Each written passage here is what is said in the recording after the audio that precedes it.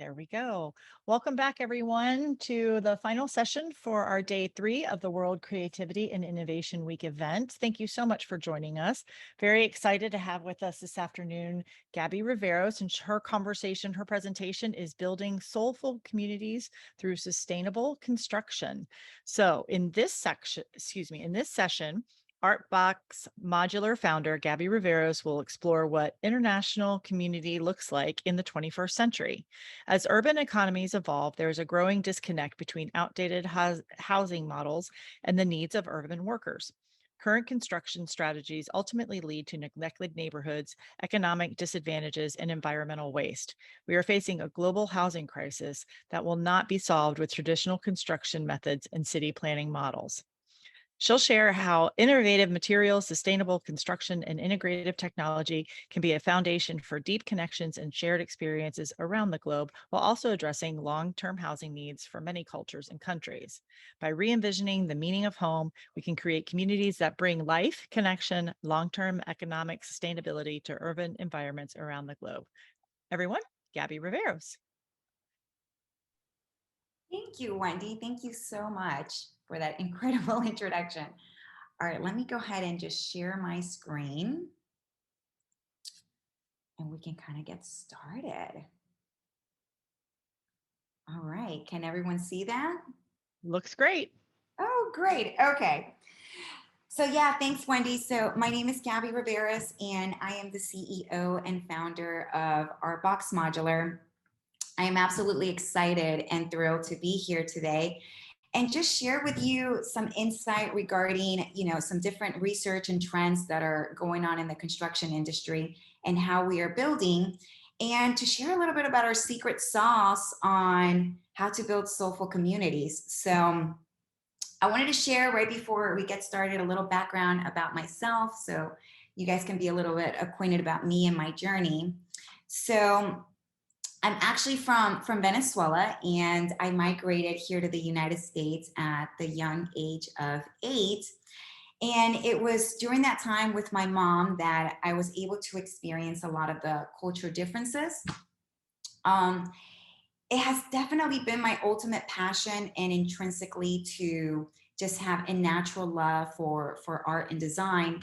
So it was only natural for me as I went to college and so forth, to have a background and a degree in interior design and interior architecture. So I've been doing that for the past decade or so. And it wasn't until several years ago where I ended up having this awakening moment in my life through, some hardships in my life, that I was able to understand and become more infused with wanting to create connection. So ultimately, just kind of bridging the gap between disconnection and the understanding of that. So utilizing all of the tools that I had in school and integrating that together in how we build and how to cultivate and foster meaningful connections within a community. So just to get a little bit started about opportunity. Um, so right now we're seeing a huge global housing crisis, which is definitely something that's not new. One of the things that we are seeing is that it used to take 124 years for our population to increase by 1 billion. And currently, right now, it's taking 13 years to reach that same number. So essentially, what does this mean in architecture, and what does that translate to? So what we are seeing is that, you know, we can't build homes fast enough in order to meet the housing demand. And therefore, this is something where we are definitely cultivating some innovative ideas on how we can build to mitigate these processes. Another thing that we are looking at is also the digital nomad culture. So we're definitely understanding the freedom of mobility, working from everywhere, being able to work, from a laptop to your cell phone, and not necessarily having to work from an office space. This is something that we've been seeing, arising as technology increases. And now with COVID, we've seen those numbers exponentially grow as well.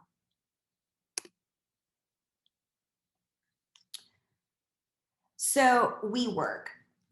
So WeWork, if you guys aren't familiarized with WeWork, this is actually a company who they revolutionized the co-working space some years ago, when they first started to pioneer in this whole integration of co-working and collaboration. People didn't really understand what that was and what that looked like. So we are definitely seeing a trend. There's definitely other companies that share the same philosophy and business model, from Industrious to Hive.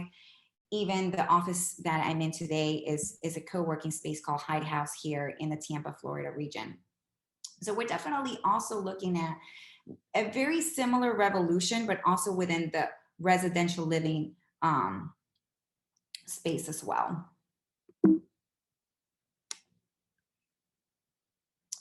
So Upwork, just like WeWork, is a very similar company who they didn't pioneer per se the actual physical space of mobile workers, but actually the digital platform of what that space kind of looked like. So this is a research study that they did from 2017, where at the time, 57.3 million freelancers in the United States were within this digital platform.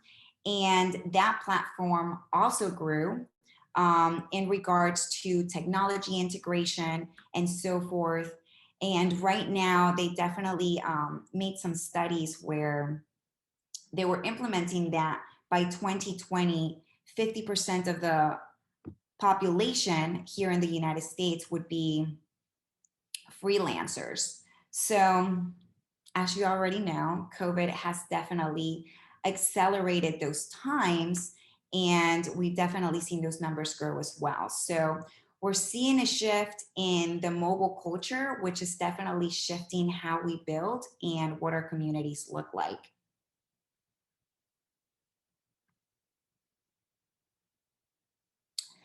So the construction conundrum. So this is a little bit about the issues that we see revolving conventional construction today. So these are the 4 topics that we kind of address within our company.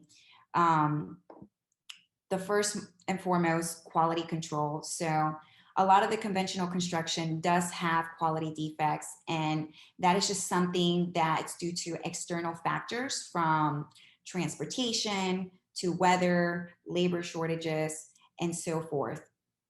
So we're definitely wanting to figure out ways where we can minimize, those quality control issues. The other 2, which are notorious within the construction industry, is also time and cost overruns. It is very typical within the construction industry to have, time overruns where projects get extended due to external factors as well, very similar to weather conditions and, deliveries, accessibility, so forth. And also that equates to cost overruns as well. The major one that we are addressing particularly is waste. So one of the things that we are very well aware of is that most conventional construction methods have to equate for 40 to 50% waste of material. And that is just insane to think that, for, let's say, construction or even residential projects, is just a rule of thumb to add that into the pro forma and into the construction budgeting. So we're looking at different ways that we can find creative and innovative solutions to solve for these main 3 or 4 topics. So just very quickly, I wanted to share one of the quotes from Jack Fresco. He is an innovator and a cutting edge thinker. He actually passed away a couple years ago at like 104, I believe. But one of his quotes is that if our civilization is to endure, we must outgrow conspicuous waste of time, effort, and our natural resources. So this is something that, just goes really deep with our philosophy and our mantra and how we're trying to solve for this and be positive contributors on how we build in our construction projects and how we see fit for the future. So the future city. So what does that look like? And what essentially is happening now with our trends and all the different infrastructure issues that are shifting and changing how our future cities look like. So foremost, we are definitely seeing the mobile culture. Um, the fact that you can work from anywhere is definitely bringing an emphasis that if you no longer have to go into a co-working or a working space, you're working from home, you're able to select, you know, um, where you want to work. So we're definitely seeing a shift in that. So, sorry, excuse me. We're definitely seeing a shift in the urban work atmosphere. So one of the two main things that essentially this workspace is changing is we're going to see a decrease in car ownership um, from this actual space. We are seeing a massive changes also in the infrastructure of buildings. So one of the things that we're seeing is um, kind of like vertical neighborhoods. So buildings no longer will be monolithic where it's just a single use, but we are seeing a shift where there's going to be more mixed use buildings that integrate, let's say, office space, residential, co-working, retail, possibly educational, and creating these kind of vertical neighborhoods and communities. So just for the simple fact that we are not having to go into an office space. People can choose where they want to live. This would ultimately change and shift how cities are constructed. And, there's definitely going to be an emphasis on, being in places that there's a high walkability score. There is coffee shop, restaurants, experience things that are based. So we're definitely seeing a shift in that regard as well. So, soulful communities driven by purpose. So, this is a little bit about our secret sauce and what we believe is about cultivating fertile communities. So, for us, it's definitely understanding the community.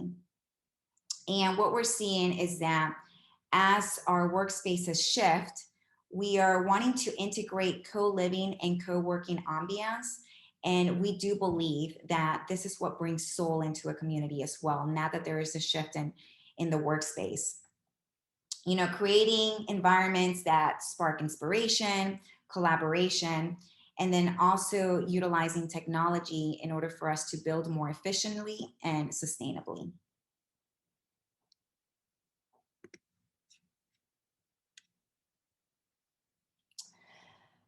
So global. So our whole vision and what we are wanting to do with Artbox Modular is to create. So essentially, we are developers, and our whole concept is to build, um, you know, mid-size buildings that incorporate both elements of the co-living and the co-working ambiance due to the shift. This is actually something that we predicted prior to COVID some years ago, and we've been working on implementing these concepts. So for us, is all about incorporating some of the essential needs that we feel are fertile environments, such as, having fertile rooftops or, sorry, rooftop gardens, um, fitness studios, co-working and co-living spaces, coffee shops, restaurants, maybe implementing the whole aspect of having your own personal nutritionist. Um, But apart from that is from once we build these first communities, or let's say our first top three, and we really understand our market and we really understand what it is that makes this social engineering environment work through community engagement, right? So revolving all around the mental health paradigm, we are wanting to replicate that same template and expand it through all major cities within a worldwide community, beginning with North America. So one of the interesting concepts that we are working with our team is it's called Artbox Exchange. And essentially what it is, it's very similar to Airbnb, where you are able to exchange homes with your global community and your global network. So we're working on a digital platform where, it'll probably be like a hybrid of Facebook, Instagram, and Craigslist, where you can communicate and collaborate with your global community, but also having this integrative platform that allows you to exchange homes at no additional cost with your own network. So that's something that I'm really excited about in implementing. So we look and we dissect at our business model, I guess as two major organs. And internally, we see it as one being the heart, which is more of the management, and the global community, the social computation, what we need to do in order to create this social engagement, to have an organic, fluid interaction between the people inhabiting these spaces. And then we also look at what we call more of the brain. So the brain is the integration of all these different smart home technologies, from sensors, voice commands, not just in the actual units themselves, but also in the common spaces.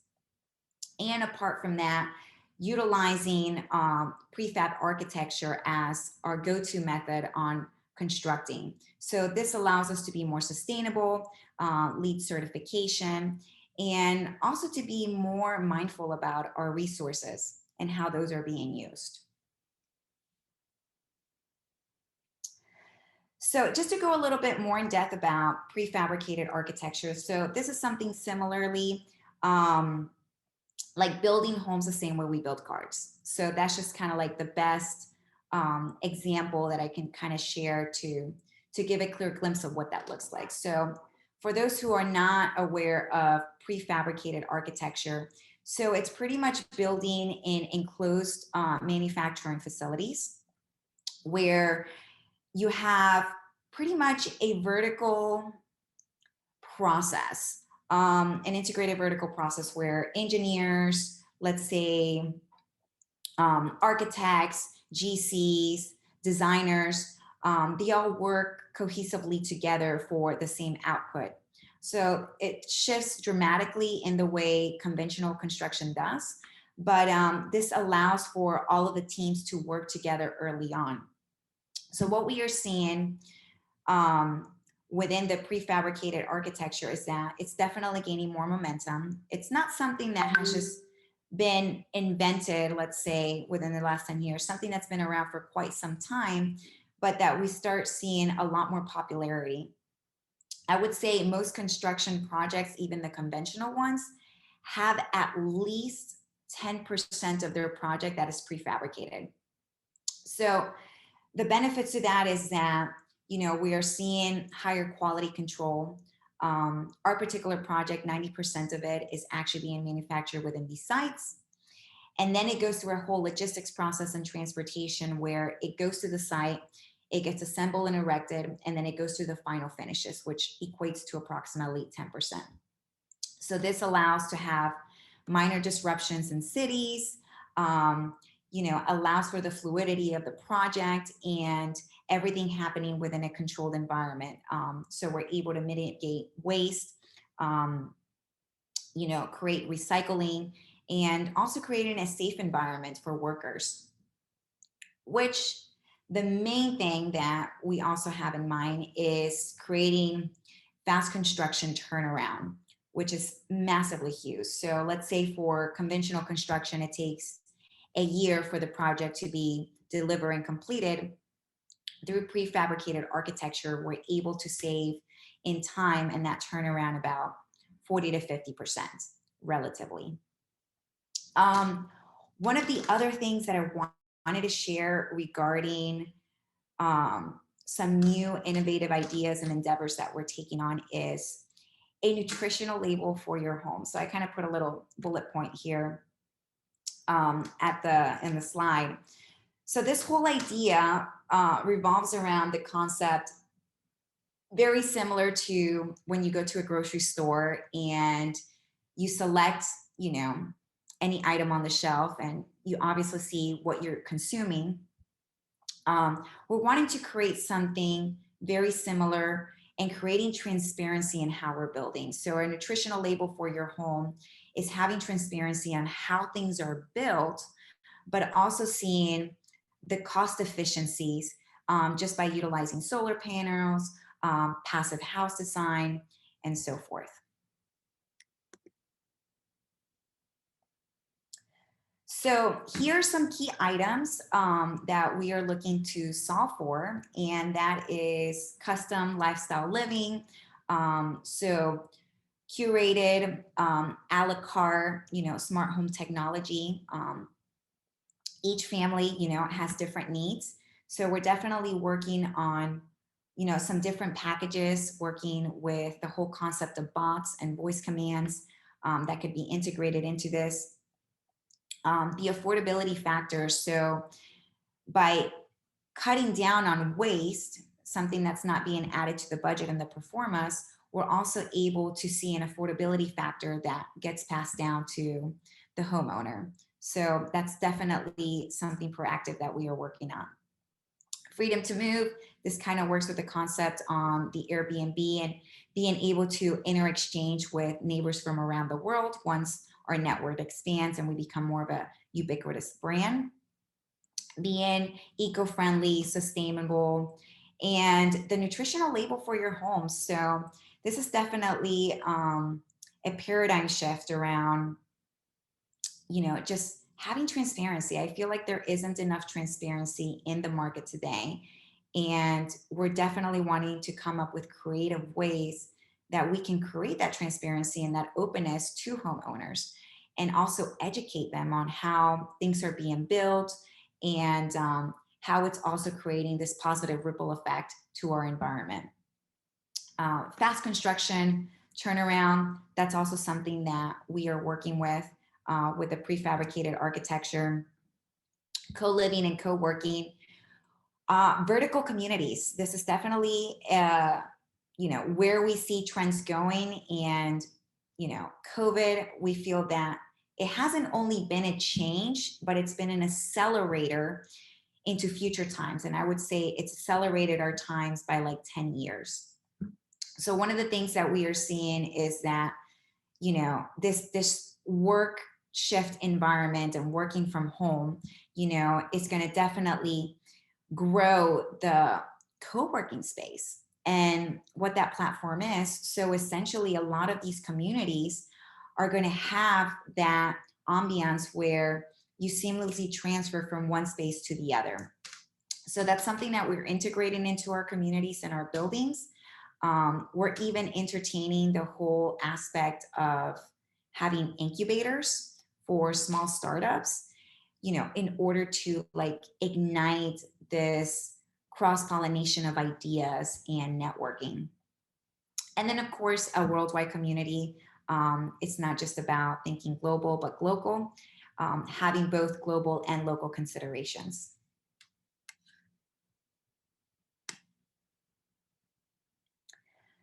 So here we just want to share a little bit about our market and where we are looking to expand. Currently, right now, our first project is in Toronto, Canada.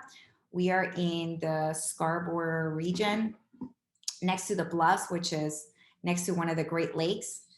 And one of the wonderful aspects about this is that, you know, here we are able to see a lot of smart building infrastructure and also initiatives within the Toronto region. There was a project called Sidewalk Labs where Google participated in a massive amount of the investments there, and that's where they were wanting to implement one of the first smart city templates here within the States. So that got postponed due to 2020, but that was one of our great motivators that made us start there and within the Toronto region.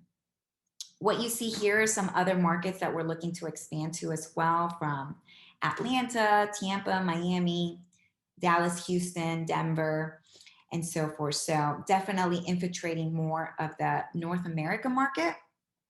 And then from there, once we hone down on, our whole concept, philosophy, and what we are building, we're wanting to expand to outside the borders. So here, I like to kind of just share with you a little bit, one of our promo videos, just to kind of get an essence of what we are looking to build and familiarize yourself with our concept and our philosophy.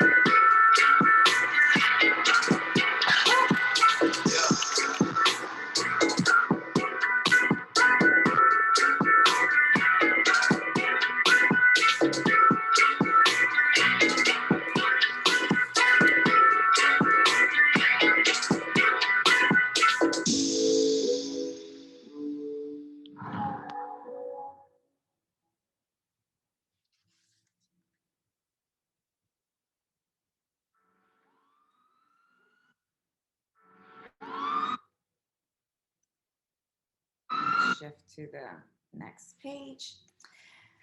So yeah, so that was just a little glimpse of what we're looking to do. And, we do believe that life really is about people. And, we're all about illuminating what's possible through the sensible use of architecture, design, and technology.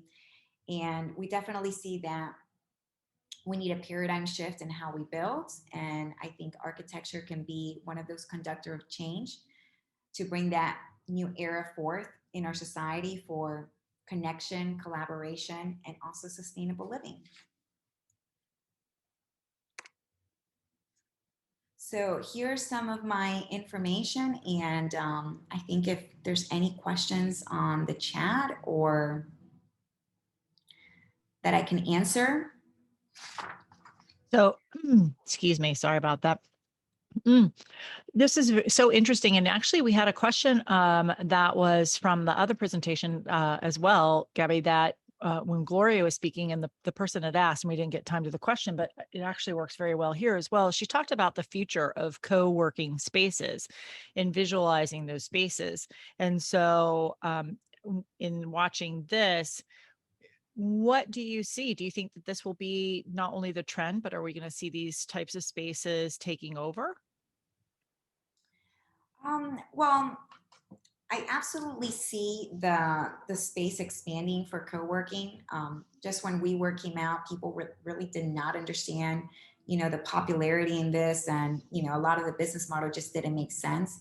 It wasn't until technology started advancing that we were able to comprehend how this space was dramatically changing and the need for co-working spaces. So for example, even within the pandemic and people working from home, it's definitely creating a blur between living and working, right? So what we were seeing within that shift was the whole aspect of people wanting to collaborate and, to share and to find a space of common background. So what we were seeing is people were doing a lot of hybrid. So working from home and also selecting, a local co-working, let's say, space where they can go to and have that stimulated environment for collaboration and sharing, even if it was, different companies that inhabited that space. But I definitely think it is a growing sector, and we will start seeing a lot more of that.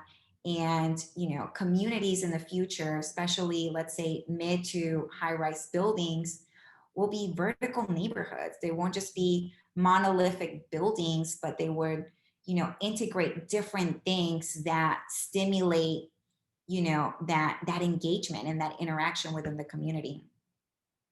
And I think that it's so interesting because this was, not too terribly long ago, the idea of having a kind of a neighborhood within a neighborhood space, even in the urban areas like here in Tampa or even up, in Gainesville, all over the country, all over the world, where they have the shopping and the eating and your homes are above and these small city spaces that they're creating has really become very popular because of people, they want community but they want separation. Does that sound right? I mean, it sounds like that's why they're so popular. Yeah, I think they're gaining popularity from different standpoints. Well, technology being one of them, digital nomads, being an expanded version of what that platform really brings. The fact that people can work from anywhere, people that travel all around the world and all they need is just their laptop and their phone, in order to create an income. So as we see that, there still is a need to want to be in spaces to connect. And what I'm seeing, even within the different co-working spaces that, I've been involved in, there is a sense of community and engagement in these spaces. They have yoga classes, they have, networking events, they have happy hour, they have, different speaking engagements where people can share ideas and connect with people within the same space. So definitely see a massive popularity in that. And I don't think it's going to go anywhere. I think it's just going to increase and, have a higher demand for sure. Right. We had a question from the chat. What is the cost comparison between this type of living space versus traditional apartments? So for us, we are specializing in condominiums. So it's a little bit different. We're not doing multifamily per se, but we're doing mixed use buildings, class A assets that have condominiums that are co living and co working. The reason that we are going in that route is because of the sense of permanence.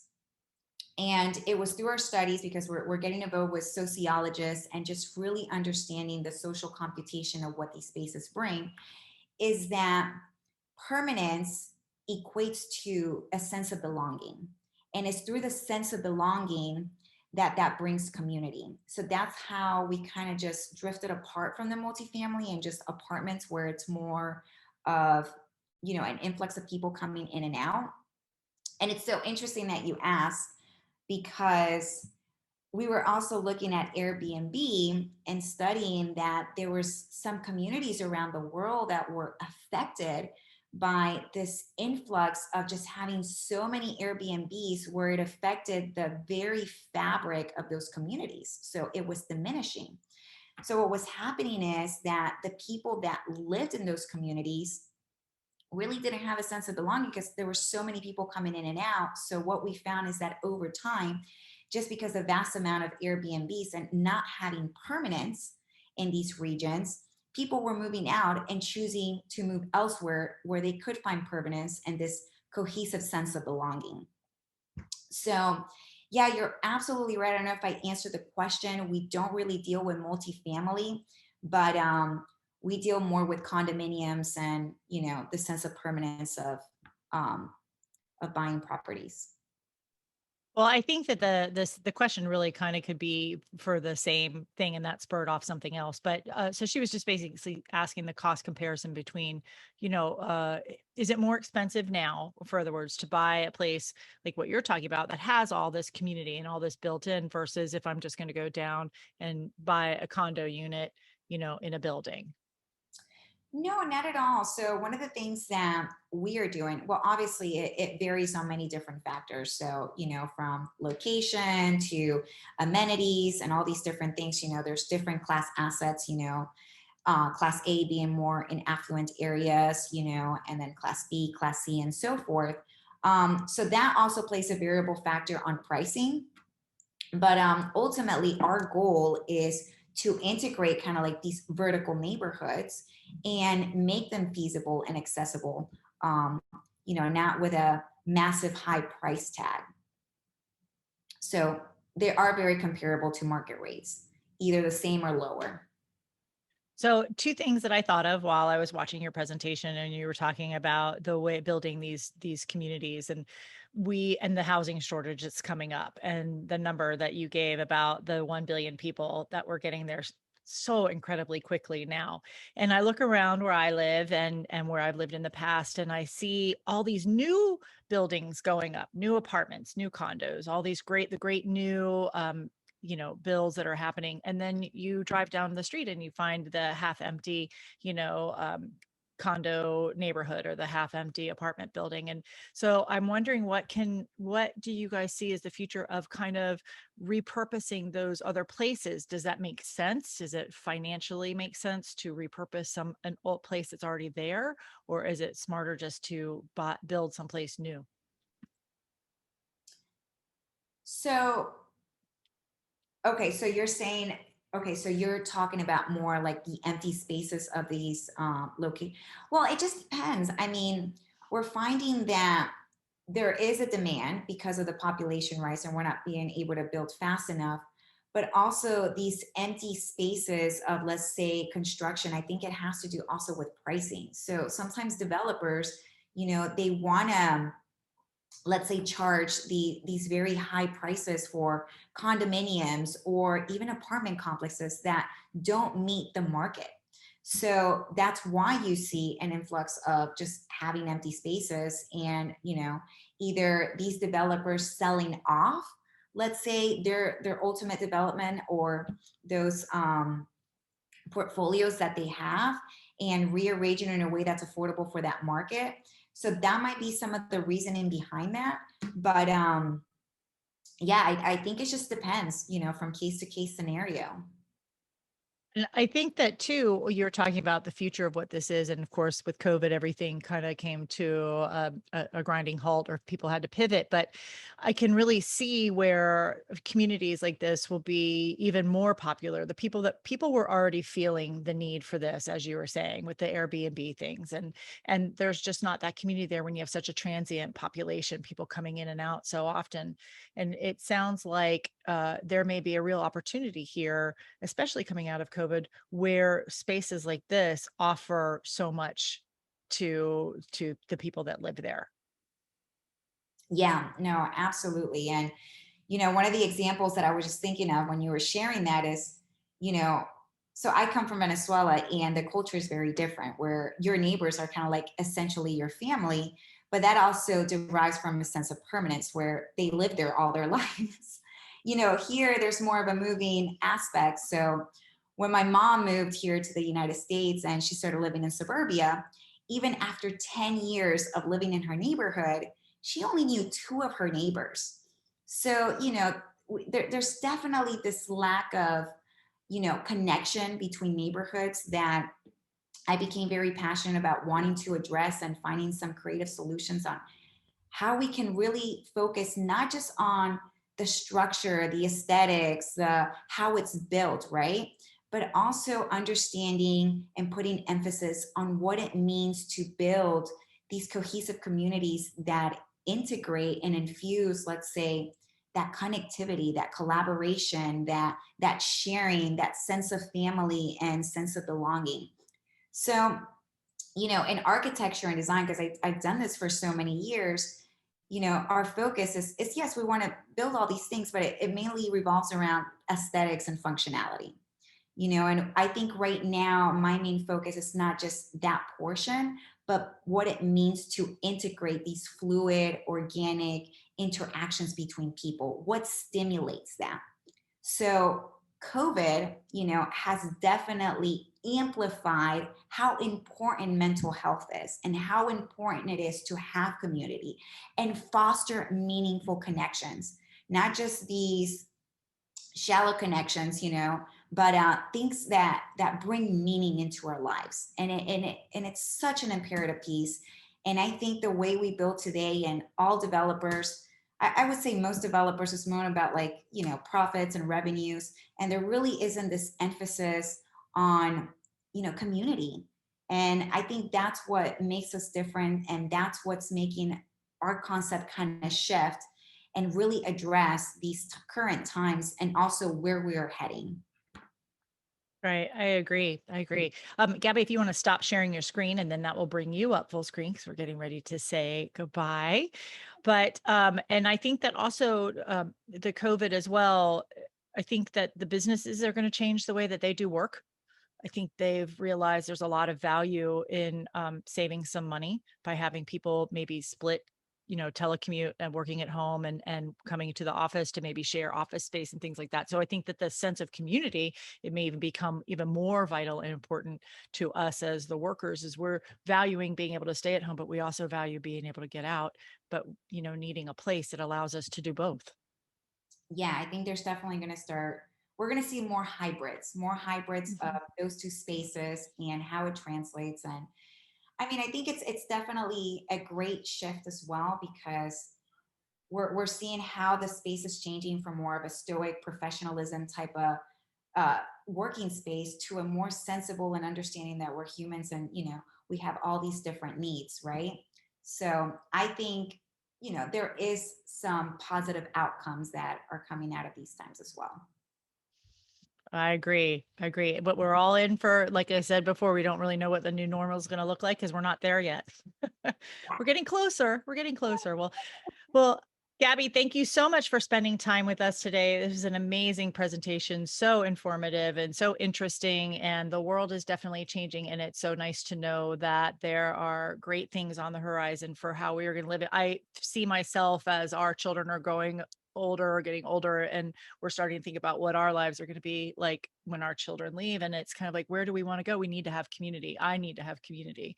And so I think some things like this is so a place or some place to live like this or communities like this are so welcoming. Yes, totally Yes. agree. Well, thank you so much. Do you have anything else to add for us today? No, that will be all. Thank you guys for everything, and Wendy for that great introduction. And happy that I could be here. Well, thank you. Absolutely. Thank you so much. So if you want to get in touch with Gabby, you had her information. You can always find her at artboxmodular.com as well. The information is there. And you can reach out to her if you have any other questions or have anything else that she can help you with. Thank you, Gabby, for spending some time with us today. All right. Thank you, Wendy. Take care. Bye bye. So that is it for us for today, for day 3 of the World Creativity and Innovation Week event. Thank you so much. I, of course, always like to thank our fabulous sponsors, Haggerty and Haggerty Digital Services, as well as my favorite art place. Thank you so much for supporting this event, getting the word out, bringing people together to allow us to have these amazing presentations. We have so much more on tap for you next week. We start back on Monday morning at 10 a.m. with the fascinating backstory of Just Learn, and then some amazing other presentations and events throughout the rest of the days of the event. You can check out the information on our Whova app, or you can also find it online. If you have any questions, please feel free to reach out to us. And you can also find anything that you need on the World Creativity and Innovation Week website. So thank you so much for joining us. We look forward to seeing you on Monday. Have a great weekend.